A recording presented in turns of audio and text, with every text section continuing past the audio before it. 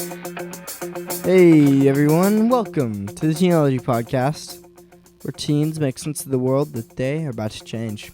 I'm your host Aiden Middleton, and I'm excited to be here with you guys, along with another banger episode of the Teenology Podcast. Sitting right beside my dad, Big Mac. Have I already had that one? No. Big Mac? No. You know, it's actually been, I don't even remember. It's probably been 10, 15, maybe 20 years since I've actually ate a real Big Mac. I don't think I've had one since you've been alive. I've only had like one in my entire life. You've had one? Yeah. Well, special sauce. Oh yeah. 2 all-beef patties. It was actually like very average. I remember when I first had it, I was so excited when I got a Big Mac because I was like, I've never had one before. And I ate it and I was like, this is like nothing special. Yeah, it's not that fantastic. Quarter pounder with cheese is just so much better. But I'd choose BurgerFi any day. Oh, well, obviously. BurgerFi. Anyways, all right.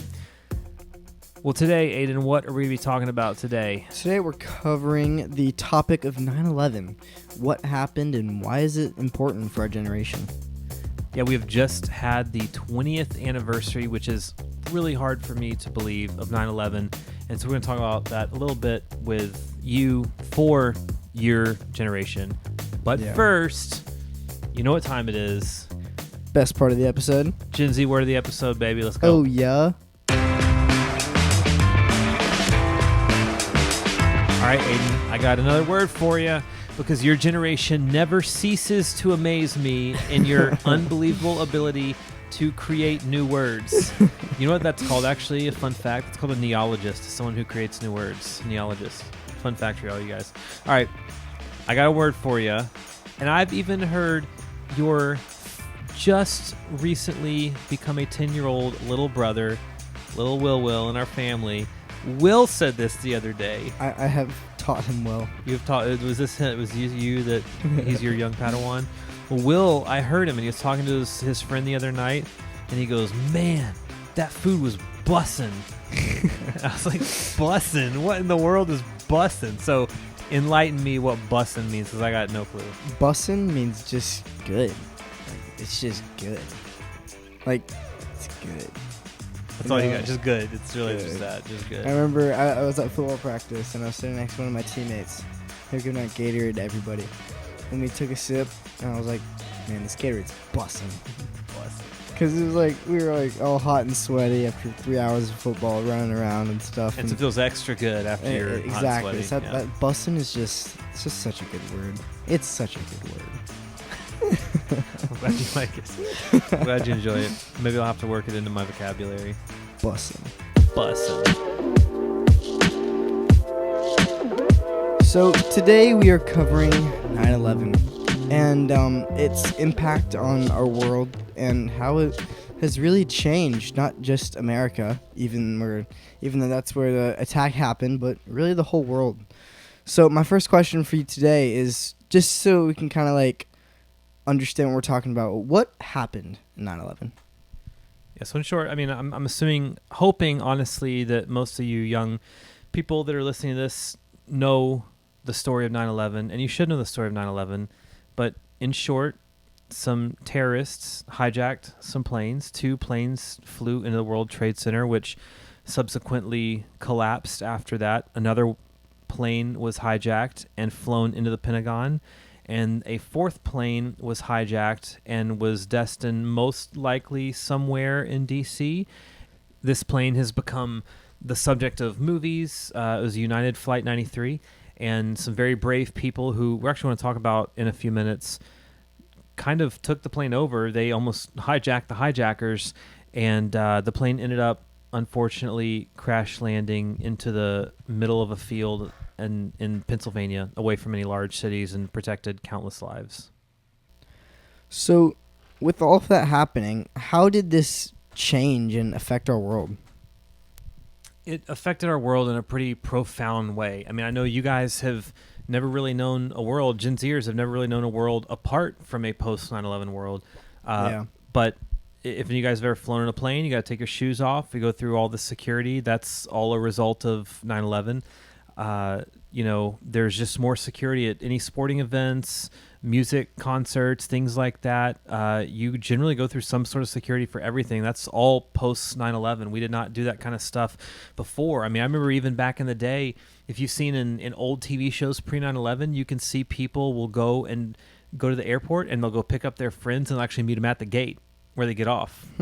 And that was a pre 9/11 era. That doesn't happen now, right? Yeah. Once you go through security and then you can get into the terminal. So I mean, it changed in a real practical way in that sense. But I think that day there was a lot of fear and paranoia because when the first plane hit, everybody was kind of wondering, is this an accident? What's happening right now? What's going on? And when the second plane hit the second tower of the World Trade Center, I think that's when everybody realized, oh my gosh, attacked. like our country's under attack right now. Yeah. And then the Pentagon got hit, which is, the center for all of our military for our country. And there was just a real fear and paranoia that was in the air everywhere, all over the country. And, so it definitely affected the psyche of people, especially people that lived in New York City. But anywhere that was anywhere near a capital or a decent-sized city, there was definitely a more an apprehension about being in large crowds. I remember they won't let planes now fly over sporting events like commercial airliners because of 9/11. So it affected the world in a really profound way. But even in a culture, it really had a powerful effect on our culture. It's kind of hard to think back because we live in such a polarized political and ideological world right now.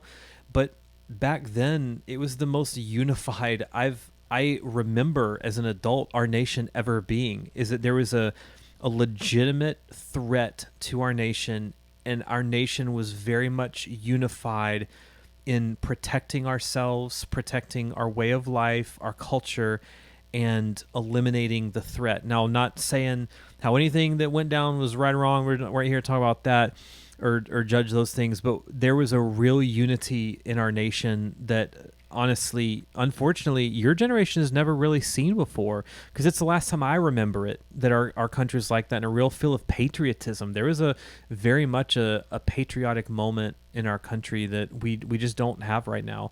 So it affected us in a very profound way.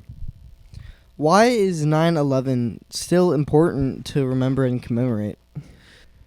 Yeah, it's interesting because it was a really dark day in American history, but it is important to commemorate for a few reasons. One is that I think it's important that we give respect to the 2,977 people that died on 9/11, whether that was in Pennsylvania, at the Pentagon, or in the World Trade Center. Those people deserve to have their names read like they do in Manhattan every year at Ground 100%. Zero.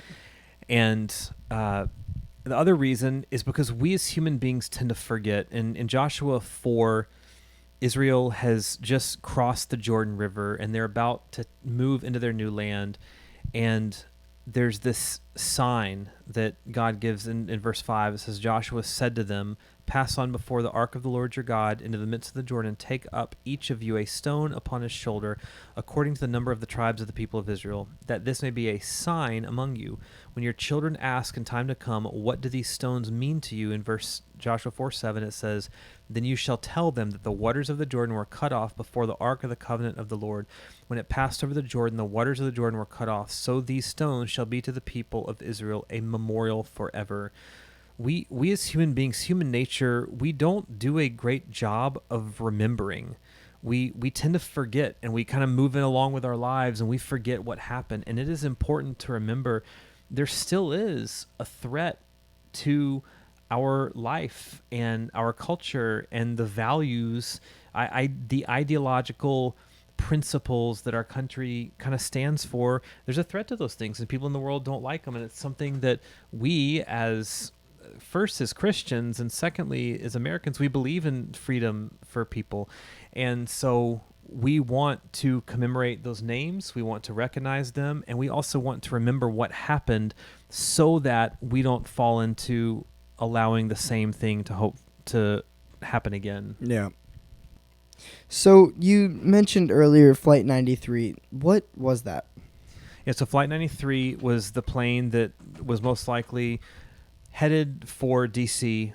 And in Flight 93, there was a group of people that said, you know what, we're not going to stand for this. They had found out by calling 911, and they found out from people communicating on the ground. They used to have these phones on planes that like were in the seat back, and people were making calls to their family members on the plane had gotten hijacked. And the family members were telling them, hey, the World Trade Center's under attack, the Pentagon's under attack. You guys, this is probably part of that.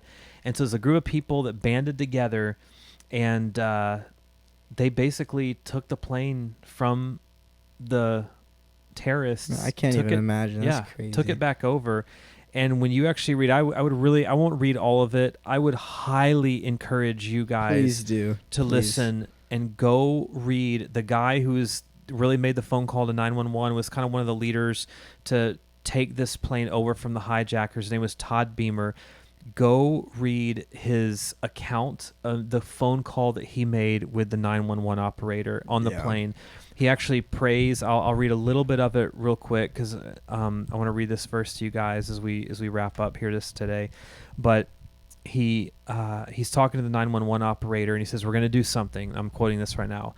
I don't think we're going to get out of this thing, Todd said. I'm going to have to go out on faith. He told me they were talking about jumping the guy with the bomb. And the operator asked, are you sure that's what you want to do, Todd? It's what we have to do, he told her. He asked me to recite the Lord's Prayer with him. Lisa said, and I did. We recited it together from start to finish. He's on the phone, on a plane that's being hijacked, and he says, our Father which art in heaven, hallowed be thy name. Thy kingdom come, thy will be done on earth as it is in heaven. Give us this day our daily bread, and forgive us our trespasses as we forgive those who trespass against us. Lead us not into temptation, but deliver us from evil. For thine is the kingdom and the power and the glory forever. Amen. At the conclusion of the prayer aboard Flight 93, Todd said, Jesus, help me. And then he goes on. You can hear him. There was a stewardess that was getting boiling water to go and storm the cockpit and throw boiling water on the terrorists. There was they got a fire extinguisher to go and use it as something hard that they could attack someone with to try and retake the plane. And following that, he then also read Psalm 23. And you can hear him on the phone, and he talks to everybody else. He says, are you guys ready? And then he says, let's roll. And they went and did it. Wow. And I think I'm so moved by that because, you know, he was a hero. And the people that went and fought with him on that plane were heroes because they literally saved countless other lives, and they laid down their life. And I love this because just like the scriptures tell us in John 15, verse 13, Jesus says this, greater love has no one than this, that someone laid down his life for his friends. And at the end of the day, this is the definition of someone who's a hero. It's someone who lays down their life for someone else. And it's powerful. It apprehends our hearts, our imaginations. And I think the thing that I kind of want to ask you guys and Gen Z and people that are listening to this is going, you know, would you make that same decision? Because your generation, just like my generation, it needs heroes. It needs people. They're going to stand up. They're going to do the right thing when evil is actively being done. And not every evil is going to look like this. Some other evils are going to look different. But the point is your generation, we need people. They're going to stand up just like Todd Beamer did and do what needs to be done, even at the cost of your own life. Yeah. And so I would challenge all of you young people that are listening to this. What does a hero look like to you? Does it look like someone that's willing to stand evil in the face and fight against it? Does it look like you laying down your life for the betterment of other people? Because that's really what Scripture gives us, is the blueprint for that. And so I think that's kind of what I'll leave you guys with, is just what would you do in that situation? You know, I think all of us hope that we would rise to the occasion, that we would do the right thing. But sometimes we don't know until we get into it, right? Yep. But we can live a life in such a way that it prepares us for those moments, because all of you will have consequential moments in your lives that you will have to make a difficult decision. And man, my prayer for this next generation is that you guys will rise the occasion when called upon and when needed to do what needs to be done. Yeah. Yeah, I mean, after hearing that, like, I hope that and pray that there's people in my generation, Gen Z, that look up to Todd Beamer and want to, or people who, like, represent the image of that and want to be like that. Like, I hope myself that I would be willing to be somebody like that and sacrifice my own life and for the good of other people's lives. Well, I just want to thank each and every one of you guys for stopping by and listening until the end in this episode of covering the topic of 9/11. We hope and pray that it gave you guys a new spark to live like Jesus in our everyday lives. And so you guys know how we do things. We keep it no cap on the Teenology podcast. If you guys missed the other episodes, make sure you go back and listen to them and tell your friends about us. Follow us on Instagram at Teenology Podcast and send in questions and topics that you guys want to hear about yourselves. Don't forget, Teenology Podcast is where teens make sense of the world that they are about to change. See you guys later.